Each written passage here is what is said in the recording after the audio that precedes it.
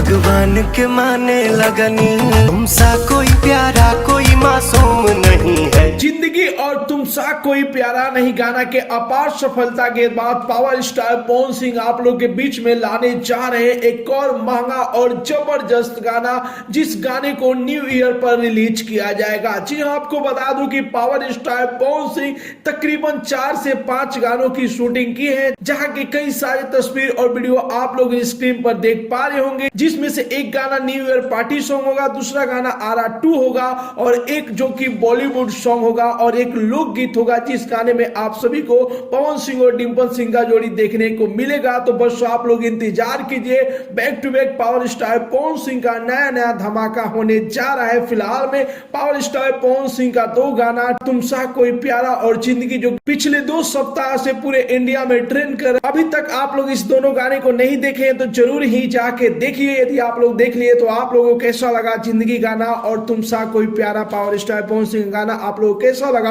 अपना राय जरूर ही comment box में बताइए। मिलते हैं अगले वीडियो में एक नया न्यूज के साथ, तब तक के लिए बाय बाय, टेक केयर, जय हिंद।